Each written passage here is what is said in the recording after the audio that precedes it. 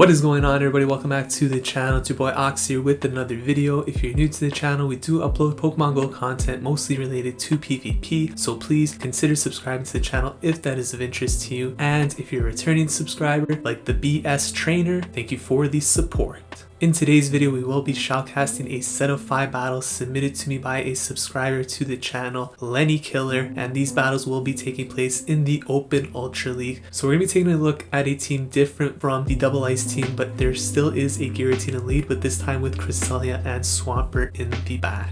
Over the next couple of days, I will be looking to shoutcast some Premier Cup battles, so if you'd like to submit your own, there is a link in the description below. If you guys enjoy this content, please smash that like button. It really helps the channel grow. And with all that said, let's jump into the first battle right now. Alright, so let's jump into the first battle here. Kevin Bow 95, and yes, Charlie is here. He just came right now actually. He's trembling for some reason, probably like fireworks outside or something, I don't know. Those crazy Canadians always with their fireworks in December. But anyways, we got Giratina into Cresselia here basically. This is a pretty good matchup for Giratina. If you want to invest shields, Giratina will win. Now, coincidentally, the team we're showcasing today actually does lose to Double Ice, so it's kind of interesting. But here, Cresselia going to throw the Moonblast here. Probably going to get a shield here from the Giratina. And look to throw the Dragon Claw, imagine at this point, but the opponent switches out into Charizard. So he's going to bring in Swampert here after farming up a little extra. Obviously, Swampert is a very hard counter here for Charizard, so it's a very good situation to be in for Lenny, and he's going to throw the Hydro Cannon here. Now, the thing to consider here with the Charizard is that the opponent likely or in this case Lenny, likely has 2 Hydro Cannons, so if you shield one, you have to be prepared to shield 2. So for that reason, the opponent does let it go through because it doesn't want to burn both shields, right? Kind of pointless in that situation. So Cresselia comes back in, the second Hydro Cannon is going to come through now. That's going to knock out the Cresselia, and Typhlosion is going to come in here, so you can see this team is double weak to Swampert, so quite the time to have Swampert in the back, to be honest. Gonna absolutely run over this team, and he could pretty much bring in either Typhlosion, what am I saying? He could bring in the Giratina here. Charlie's confusing me here with his distractions. Giratina could come in here, waste its energy, and then just bring in Cresselia to finish this game off. So it's gonna get the last shield here from Typhlosion. Cresselia should be able to knock this out with one Moonblast. Shield up the Blast Burn here. And this second Blast Burn obviously is not going to KO. Cresselia is super tanky. So you could see our Blast Burn. It does do quite a bit of damage, but it's still going to need another 2 at least to knock out this Cresselia. And this one Moonblast should be more or less enough to knock out Typhlosion here, I believe. Just a little short, but he should be able to farm down here. Typhlosion still needs 2 Blast Burns in order to win this.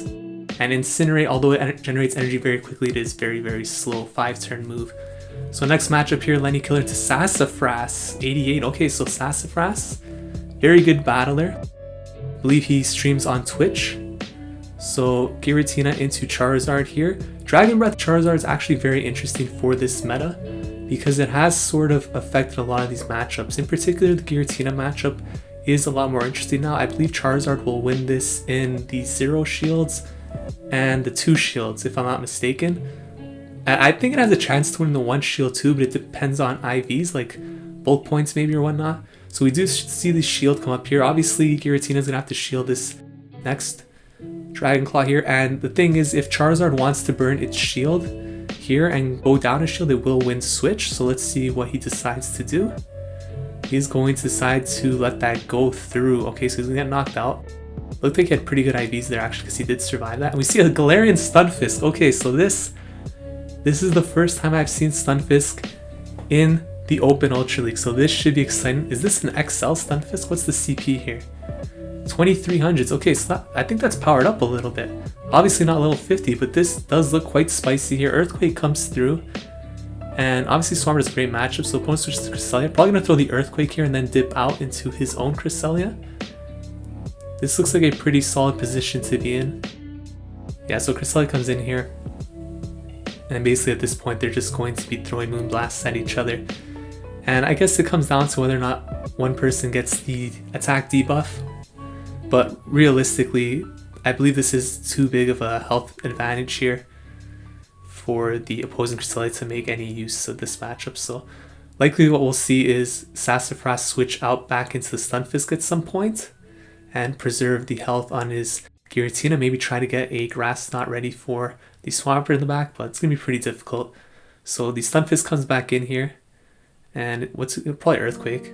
So yeah, Earthquake comes through, and Cresselia's going to get to this Moonblast. Will this actually be enough to knock out the Stunfisk here? Let's see. No, it is not. Wow, that is one tanky Pokemon, and it gets farmed down. That is not good for the opponent there. Going to have the Hydro Cannon ready. And yeah, this is a GG. He has a shield, but he chooses not to use it. No point really to shield it. This game was over. So GG's there. Very entertaining game. Let's move into the next one here. Going to be seeing Lenny Killer going to go to MG2 YouTube. So I'm guessing this guy is on YouTube. So shout out to you. Giratina into Typhlosion here. So again, this is a pretty good lead. Opponent switches on to Lapras. Gonna bring in Cresselia here. Cresselia with Grass Knot has changed this switch in dramatically. Before, Lapras was actually quite a good answer for Cresselia, but ever since it got Grass Knot, it just loses this matchup. Before, when it had only Future Sight and Moonblast, it actually was very playable. If you wanted to use both shields, you could win this match with Lapras, which made Double Ice so dangerous, but then Grass Knot kind of made it a bit more difficult. So at this point, the opponent is going to throw the Ice Beam here, and the Cresselia is going to let that go through. Looks like they're going for the farm now. They're going to let the Lapras get to another move. This actually puts the Cresselia in a weird position, because now the Lapras could decide to shield us and farm down. So they're going to go for switch advantage here. The main problem is that the opponent doesn't know that Lenny has two very hard counters for the Typhlosion, so switch advantage actually isn't that important for him in this particular matchup. As we see Articuno come in here, so he's going to throw the Dragon Claw here. The thing is, both Giratina and Swampert are going to do really well against Typhlosion in the back, especially with the shield advantage, because even if Typhlosion gets the Solar Beam, which shield's not going to matter. So I would imagine that what's going to happen here is he'll eventually at some point switch out into the Swampert, probably after he gets debuffed here. Make the Articuno waste some of its energy. And yeah, here he comes in with the Swampert, going to get off this Hydro Cannon before he's debuffed. That's very good. And now he doesn't necessarily have to shield this Icy Wind, but the opponent will probably switch out. I mean, they can't really switch out, they have Typhlosion. So yeah, this game's over. Just a situation where the opponent is hard. The opponent played it actually very well. They did take back switch advantage, which was very good. But unfortunately for them, two Pokemon in the back that hard counter Typhlosion is going to be too hard to come back from. And the opponent's going to end up losing this game. So Icy Wind comes through, going to get the shield. Opponent switches out. I don't even know if the switch out was worth it there, because the thing is, Swampert can't farm down with Mud Shot, so it has to waste energy, right? Instead, you're allowing them to throw this energy at the Typhlosion for free, basically. So, I mean, the game was pretty much over anyways, but yeah. I mean, there was nothing to I guess he was trying something different, right? Like, the game was over, may as well try different stuff out, but GG's there. Next matchup here, going to be Lenny Killer going into Zarmillo. So let's see what Zarmillo's going to have here. We're going to see an Empoleon here. So like I've said in my previous videos, when you see Empoleon lead, usually it's going to be Togekiss, Giratina in the back, unless they have selected the wrong league, in which case it will be an Ultra Premier team. So you could see here the opponent actually did not build to enough energy for a Blizzard. So if you're going to stay in this matchup, you may as well build up to the point where you're at least at a Blizzard to at least threaten the shield. Because if you're throwing too early, there's really no reason to ever shield with Giratina there, so you just make this matchup a lot easier here. Trilpet comes through, you can just farm down now, have a bunch of energy stored. Rings and Venusaur, this is a Premier Cup team for sure. Empoleon Venusaur is definitely not a popular combo that you'll see too often in Open Ultra League. Venusaur in particular doesn't have too much play in Open Ultra League. I mean, it's okay, but I think there's a lot better options for Open. It's very good in Premier Cup though, that's for sure. And he's staying in here with the Giratina against this Venusaur, so I guess he wants to get rid of this Venusaur to make things a lot easier for Swampert in the back. The Venusaur is using its shields, and it looks like it's going to have to use both its shields on this Venusaur. This Giratina is absolutely going to work, and this is what I mean about these Premier Cup teams. A lot of them do struggle against Giratina, so you can see Charizard comes in here, Swampert in the back. This is game over. Nothing the opponent could do here, even with that Frenzy Plant stored. Last one's going to come through, going to one-shot this Charizard, opponent backs out. So GG's, and let's move into the next one here. Been all pretty much positive leads so far in this set. Nidoking Yuriko here in battle number 5. So we are going to see Giratina into Melmetal here. So again, this is another positive lead. I'd say, I guess, of all 5 matches, 4 of them were very good leads. The Cresselia is you know, Cresselia is pretty neutral, but the other 4 leads were very, very good. Giratina to Melmetal is very great lead, a lot better than in the Master League where you actually lose the 0 shields. Here in the Ultra League, you're going to win in all shield situations, so don't have to shield up anything. Rock Slide comes through, gonna throw the Shadow Sneak here, and then you could pretty much farm and throw a Dragon Claw, which should be enough to KO. So there's a CMP tie here, and by throwing the Dragon Claw, you are going to save a bit of energy. So if you knew it was going to be CMP tie, you could have farmed a little bit more, but obviously you can't predict that. So Giratina comes in. Can he get off this Dragon Claw? That is absolutely huge here, and he's going to let this go down and bring in the Cresselia. So Cresselia is going to come in here, and he has a pretty decent advantage now because of that health differential. So the opponent's going to throw a Shadow Sneak here. Going to let this go through. And this is really going to come down into whatever's in the back. So it looks like he's actually going for Grass Knot. I really do not like that play if he is. Shadow Sneak comes through. Yeah, he is going for... The reason I don't like Grass Knot is because Moonblast will not KO. So if you're the Giratina user, you're pretty much daring them to throw the Grass Knot here because you're not going to shield.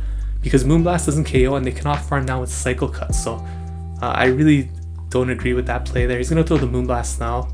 At this point, the Giratina could let it go or they could shield. I would probably shield, to be honest, but the opponent did choose to let it go. So they're saving 2 shields for Swampert in the back. And yeah, okay, so a good no shield by them because they are going to win this game now. So Hydro Cannon comes through. And the opponent should be throwing Hydro Cannon here as well. Oh my god, they go for the Earthquake. What is going on here? The opponent is trying to throw this match. Hydro Cannon. You just have to go straight for Hydro Cannon in this situation here. He's very lucky. The opponent is very lucky that he had his shield advantage, because if he did not, he would have probably thrown this game by going for the Earthquake there. So you could see the Hydro Cannon here comes through. That would KO if he didn't have that second shield. So he's going to beat it here, fortunately for him. Very unfortunate for Lenny here. Almost caught a break there. Hydro Cannon's going to come through, and he's going to beat this Cresselia to another one. This is going to end the game. So I think Lenny could have won this game, to be honest, if he actually threw the Moonblast instead of the Grass Knot there.